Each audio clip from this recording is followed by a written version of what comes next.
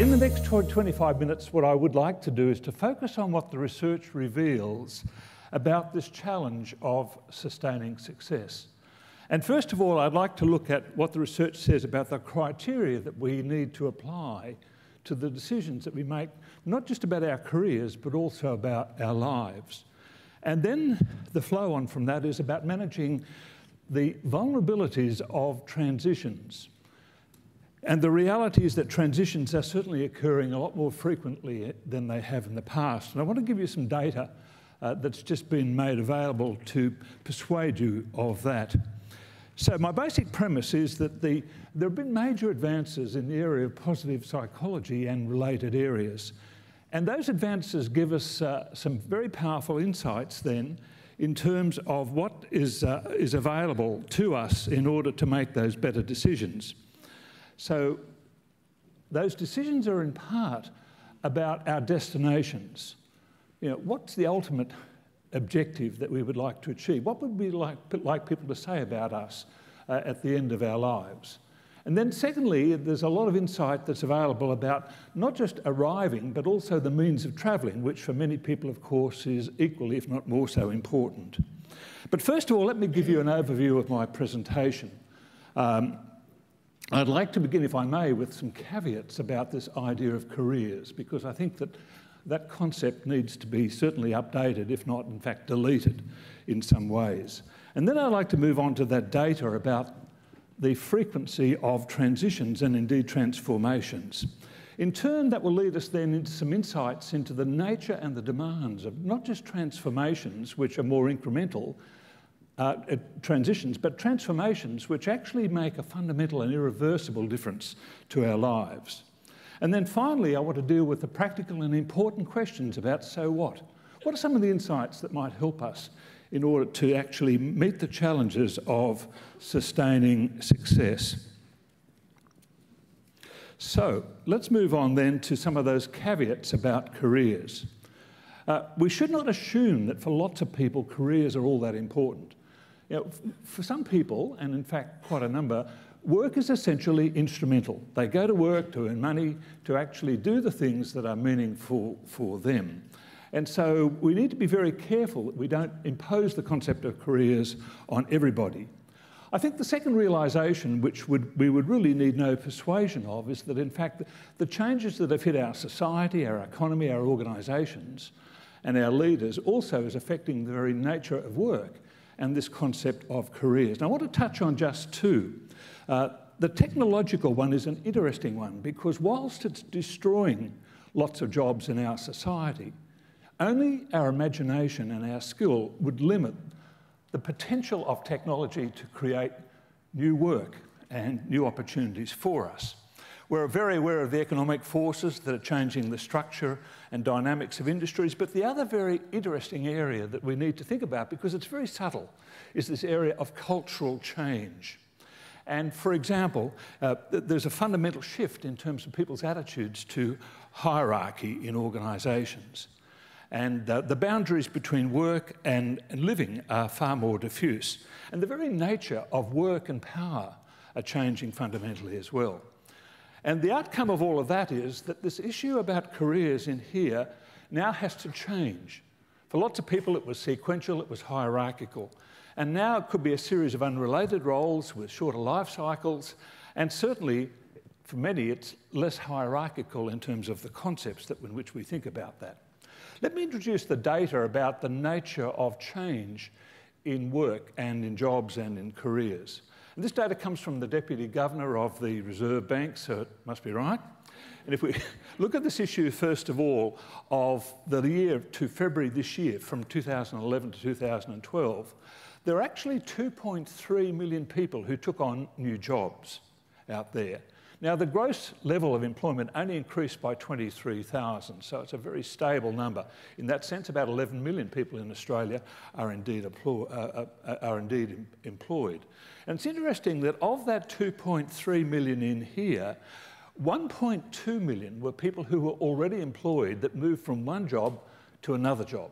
In other words, only 1.1 million people were new people joining the workforce. And of those 1.2 million people out there, 75% of that number were actually voluntary in their sense of, I want to move on, I want a bigger challenge, I want something that's different. So there's very compelling data about the nature of not just the movement in the workforce, but in fact the resilience of our workforce, as Ross Gittins will draw our attention to. There's another perspective that I think is very valuable, and that comes from Henry Mintzberg at McGill University. He has a special interest in strategy and leadership. And he makes the distinction between what he would call deliberate strategy and emergent strategy. And I believe that these concepts have very important relevance for the very nature of careers. If I just help you to understand how he uses these terms. Deliberate strategy is when you actually have an objective like Hudson Fish had to set up an airline. And it's a very linear thing, and you go through and you build the airline to what Qantas is today. In contrast, people like Steve Jobs, for example, started out in IT with PCs and then moved on to handheld devices and other things. Much the same as Dick Smith started out with this issue of radio and electronic parts and then moved on to many other things. And so some people actually start out a career and it's a very linear experience. I want to be a pilot, I want to be a lawyer, I want to be a teacher or a mechanic or whatever. But there's an increasing number of people for whom their lives and their careers and their work are essentially emergent, in the sense that I'll try something, I'll learn something about myself, I'll learn something about the opportunities in the marketplace, and then I'll factor that information into the next step that I make. And so, in fact, it might be quite a different concept of the way in which we not only shape the nature of careers, but how we actually make the decisions at key turning points in here. So if I were to summarise that, what I'm suggesting is that there's a continuum now in terms of the very nature of careers for those people for whom careers are important. On one hand, people actually might develop their careers, which is incremental changes, moving up through a law firm from a manager to a partner. There's another group of people who at various points will evolve their careers through essentially a transition. And then increasingly, though, we're seeing people who now, by either choice or by necessity, actually have to reinvent themselves. And that's truly, truly transformational. And it requires a very deep intervention into their psyche and into the way in which they think about themselves and the world around them, because reinvention, by its very nature, requires us to go through irreversible and fundamental change. Now, if I were to begin to unpack the nature of transitions and transformations, I want to touch on these two areas because this is the area in here of vulnerability and greatest risk. And that's where there's some very useful insights that come to us. Charles Handy was a colleague of mine at London Business School and introduced this concept of the Sigmoid Curve. And I'm sure that you're familiar with this concept. It's about the sinusoidal curve that comes to us from mathematics and physics, engineering and biology. And when he uses the sigmoid curve, he's talking about the nature of the viability of organisations. He's not talking about low performance in here and high performance of an organisation. He's talking about the potential of that organisation to add value, to be relevant to its clients or customers and stakeholders. And so organisations start out in a small way, and over time they gradually improve the way in which they do the things they do. But Charles reminds us that they reach a point in here which he calls A. And in the literature, it's called the strategic inflection point. Now, you know, when you go home or ring up tonight and they ask you, well, what was today like? You could talk about strategic inflection points and that'll kill the conversation. I'd move on to the weather and the food if I were you. But strategic inflection points are very important because they represent a turning point where if you don't make fundamental changes in here, the organisation will lose its relevance and therefore its sustainability. And we've seen lots of examples of that over the last 5 years or so. And the signals in here are quite diffuse. The warning signs that now's the time we've got to reinvent the organisation to maintain its relevance. And there are no better examples than we find in the media with Fairfax and News at the present time. So in this process of moving through the cycle, if I just take it first of all at an organisational level, and then I'll bring it back to the nature of career transitions and transformations. If we take Intel, for example, that an organisation that you touch every day, it started out in a small way in 1968 with a chief executive by the name of Andy Grove. And over time, it grew through acquisition and growth. And then in the mid-80s in here, it had to reinvent itself, except that Grove didn't understand the timing. And some people challenged him, and he almost rejected the challenge that they made. But ultimately, of course, they had to reinvent Intel from chips to microprocessors to sustain its long-term success. And so we have other organisations like Kodak in here that actually moved too early into digital after the big fright with cameras, Polaroids. Some of you will remember. Who remembers Polaroids? You push the button and it comes out the front in here. And so that had a scare with technology. And so they moved very quickly into digital cameras in the mid-70s before the marketplace was ready. And lost a lot of money. The reality is that most organisations, in fact, most nations and most industries, do not face up to the need to change until they've passed over the top of that curve. And so you can think of organisations like Britannica or Motorola or Nokia, who seized on opportunities to move into new directions but moved on it far too late.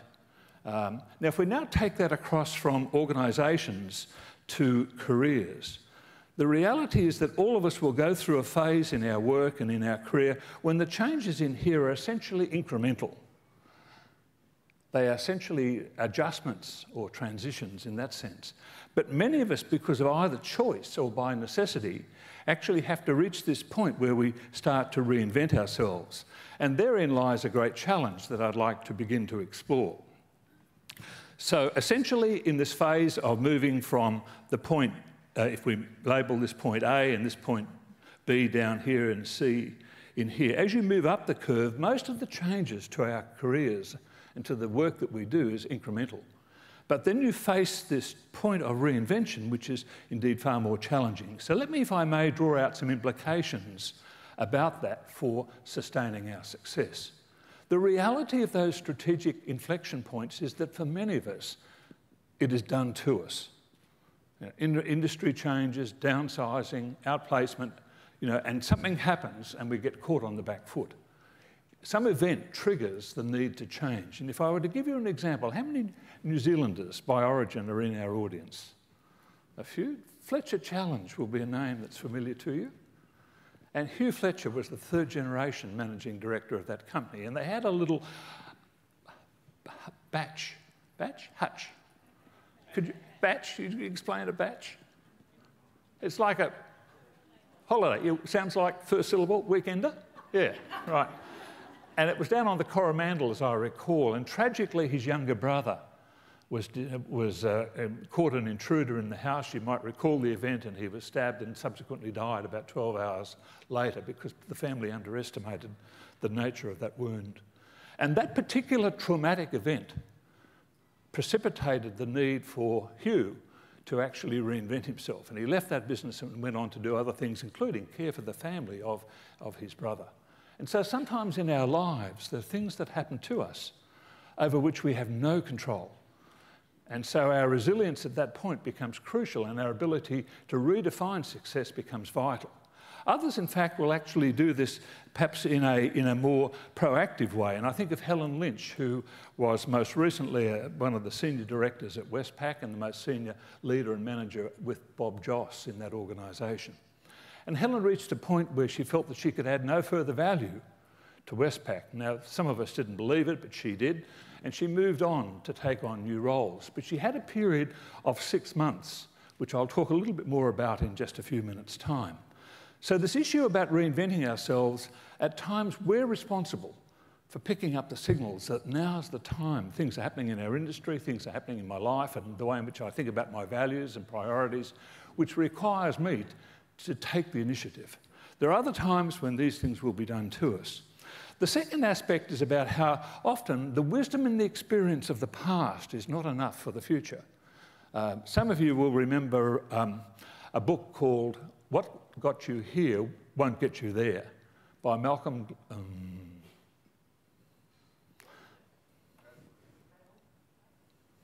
Goldsmith. Am I right? Marshall Goldsmith.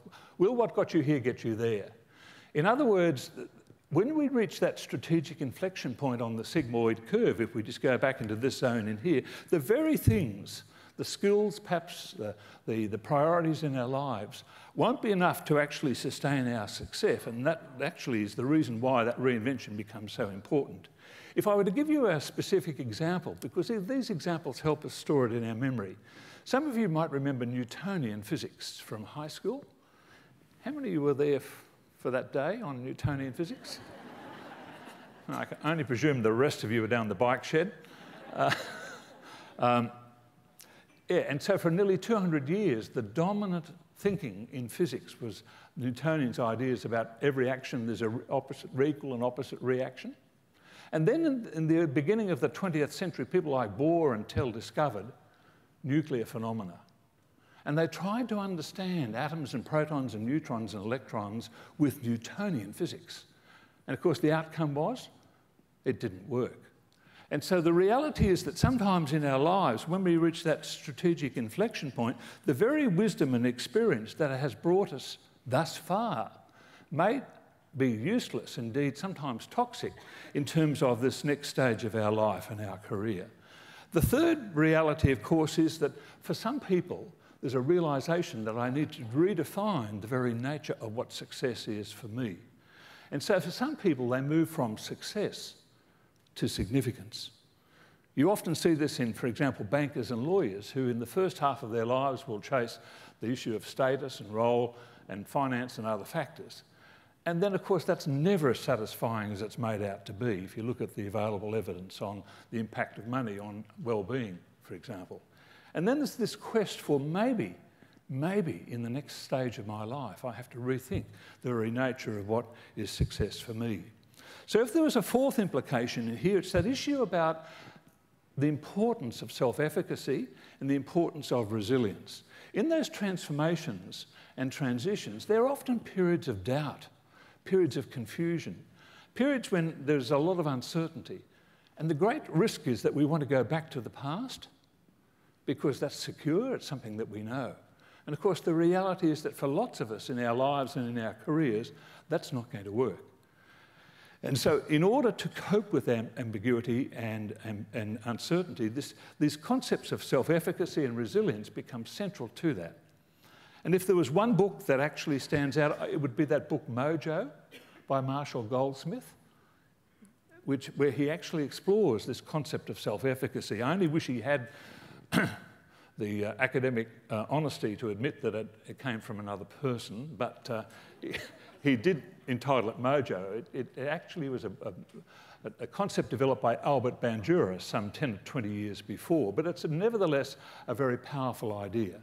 And then the final observation that I'd make in here is that the reality of transitions and transformations actually require endings and beginnings. And for some of us that may sound very trite, but that's the reality of managing our sustained success. Because between those endings in here and beginnings, there's a very important zone which is referred to as the neutral zone. The neutral zone is a period when, in fact, it's a period of reflection, a period of evaluation, a period when we need to seek extra insight into ourselves in order to make some decisions about the next stage of our life. Because sometimes the very values and priorities and criteria that have got us thus far are not the things now that we need to apply to making the decisions about moving into the future. And if I were to give you just a brief example, because this too will help it stick in your mind. I had a colleague by the name of Jane who actually illustrated to me this concept of a neutral zone very effectively. And she was wife number 2 of 6. And so I've suddenly got you into the story. And she bumped into a young guy in Perth who was an accountant out of Bunbury. And it was a case of almost love at first sight. But the trouble for him is that when you marry your mistress, you create a job vacancy. So often It is true. And they had a daughter who, if I remember serves me right, was Catherine, and they were both very, very committed to Catherine and her future, but nevertheless the marriage, for whatever reason, didn't work out, and he went on to marry again and again and again, and moved to the Gold Coast as an even more successful accountant. And as she tells the story to me about the importance of this neutral zone, she said, look, one weekend I received a phone call from Graham. And she said that was not unusual because we often had a talk about Catherine and how we were going to support her through her school and through her development in here. And Graham invited me to a party. He said, look, I just want to check your diary, and it was about 6 or 8 weeks out. So she checked the diary and said, yes, it's available. And Graham said, look, I'd love for you to both come across. He said, look, don't worry about the ticket, it'll be an e-ticket at the airport. And so she accepted because she really wanted to keep the connection between her daughter and her father. Just as she was about to put down the phone, it occurred to her to ask what the party was about. And Graham said, oh, he said, I'm getting married again. I'd like you to meet my new wife. And of course, curiosity overwhelmed Jane. She's a remarkably robust person. And she said, we'll be there. And so when they arrived, of course, that Saturday night, she was dressed to kill. There was no way she was going to arrive looking anything other than about $2 million, as she can. And so she arrived, and as she tells the story, this is verbatim, she said, I walked into this room, and there's a beautiful vista over Broadbeach there on the Gold Coast. It was a magnificent home. And she said, I looked around the room, and here were all the ex-wives and the new one. And she said, I shrieked. She said, each one looked younger, cheaper, and faster. Her words, so don't beat me up. Now, the point that she was making to me is that so often boys, and you girls will probably understand this one, move out of a relationship into the next one, often before they've actually finished the last one. And without a neutral zone in here, the risk is, there's a very real risk that he doesn't evaluate what he wants out of his next partner because there are no lessons that he's learnt. He moves into the next relationship on the same criteria of the relationship that's just not worked out. Now, it sounds a trivial example, but it's a very powerful point that in these transitions, unless we manage endings which have a sense of and symbolism of closure, unless we have beginnings whereby we rethink the criteria that we'll use to make the next decisions, we're not going to actually make great transitions or transformations. And so if we don't set aside time for reflection in that neutral zone, in fact, we're very vulnerable. So let me take you now to some insights about, some practical insights about things that you might do to manage these transitions and transformations. We know that we invent ourselves, probably in our late teens, early 20s. We invent what we call our occupational self-concept or our occupational self-efficacy, who we think we are, and what we believe we might achieve in the world of work and organisations in here. And so if we're going to learn about how people reinvent themselves, there are great insights that come from how people invent themselves. The first thing is to make sure that we have accurate insight into ourselves. And of course that develops over time, and we need to have that neutral zone to assess whether the insights that we have into our own strengths and values and priorities and behaviour are accurate in order to make the next set of decisions in here. And we also need insight, of course, into our context, into the opportunities that are out there in organisations and the workforce. The role of a mentor is crucial in terms of support during transitions because these zones are periods of doubt, often and confusion. And so role models can be very significant. The third issue in here is that we need some early successes to reinforce the wisdom of that choice. And so if we're trying to help young people or help mentor others, try and help them to discover success, which would reinforce the wisdom of that decision. And then finally, of course, we need to set aside times for reflection and thought. How do we learn from the past transition or the past experience that we've had?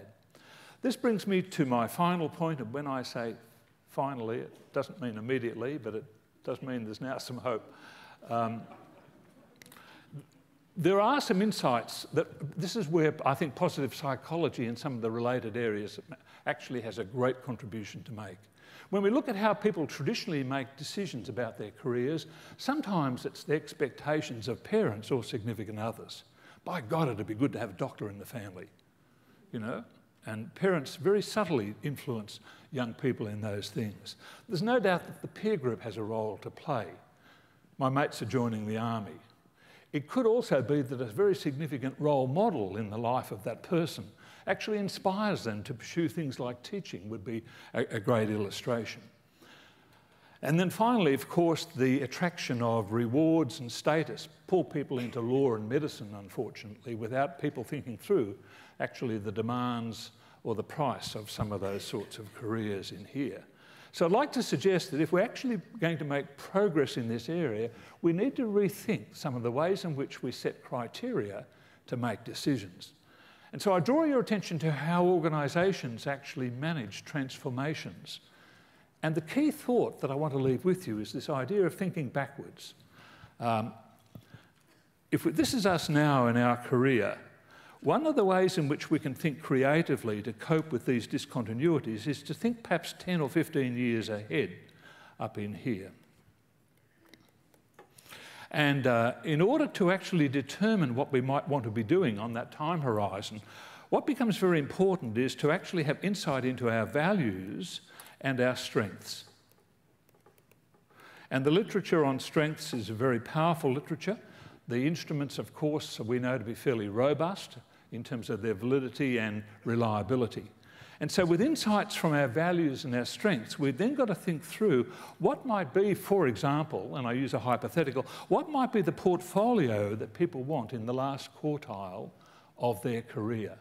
And it might be that somebody wants, for example, the role as a director on a not-for-profit organisation in here. And then part of that future might be about acting as an adjunct faculty member in here at a university or at a TAFE college where they're passing on the wisdom that they've accumulated throughout their life. And with that experience, they may also want to take up a consulting role in here as well. So on the basis of strengths and values, you can then start to choose the sorts of roles and contributions that you'd like to make that actually will be rewarding, not just in a financial sense, but in a deep, deep psychological sense. Now, if we then move backwards to where we are now, there'll be a series of opportunities that we either trip across or we're confronted with. And the real issue is, how do we decide which of these opportunities we should take up? Because the great temptation in transitions is to take the first one that comes along because of uncertainty.